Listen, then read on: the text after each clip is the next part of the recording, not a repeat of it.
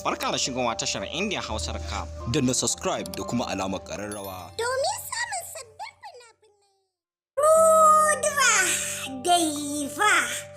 Rudra Daiva kayataccen kafce ne da kamfanin Algaita Studio masu burbuɗen fassara suka fassara muku shi. Rudra Daiva kayataccen labari ne akan wani gagarumin masarauta wanda ya shura wajen arziki da kuma mulki da tsananin izza. Sai dai magauta sun kasance suna so su ga bayan wannan masarauta don kowane masarauta da ke kusan makwabcin wannan masarautar suna harin masarautar ne don su ga sun ɗane wannan kujera mai alfarma. A harshakin masarautar ana bukatar magaji ɗa namiji, yayin da matar sarkin tana ɗauke da juna biyu. Kowane magauta daga ɗaya cikin masarautun da ke makwabta da su sun sa ido akan cewa idan masarautar ta samu magaji ya mace to za a far mata sannan za a kwace kujerar. Idan kuma ita gimbiya ta masarautar ta haifi ɗa namiji magaji to lalle suna tsakar a mai wuya kuma za su sha wahala kafin a ce sun far mata sun cimma burinsu a kan masarautar.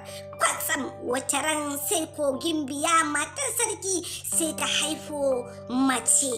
A lokacin ne shi wannan sarkin ya shiga imuwa don jin an haifan masa mace, ya san magauta za su kwace mishi wannan masarauta nashi kuma su ci amanan 'yan kasan shi.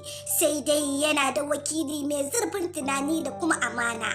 Shi wakilin ne ke tabbatarwa sarkin me zai hana ita wannan yakar a bayyana ta a matsayin ɗa namiji don a girgiza ma magauta hanjinsu.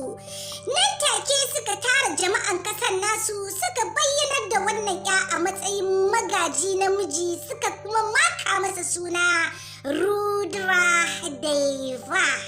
Magauta kuwa jin hakan ke da wuya hantarsu ta kaɗa suka ga alaman cewa ba su da nasara wajen kwace wannan masarauta tunda an samu magaji namiji ga kuma ɗa da aka sawa suna Rudra Daiva kusan makiyin wancan masarautar ne. Tabbas wannan kafce na kunshe da cakwakiyoyi fim wanda na furta a baya. Recap kaɗai ba zai wadatar maka ba, kai dai nemi naka kayataccen kafce na fim ɗin Rudra Daiva na kamfanin Algaita don more cakwakiyar da ke cikinsa.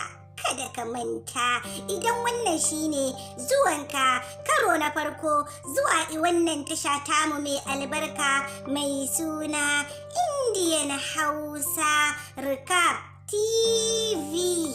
Masoya don Allah ku danna mana subscribe da kuma alaman kararrawa don more fashin baki da ke cikinsa ko kuma in ce recap na fina-finan Indian fassarar Hausa. Dai kulla halaka da wannan channel tamu mai albarka don sanar da ku masoya da zarar mun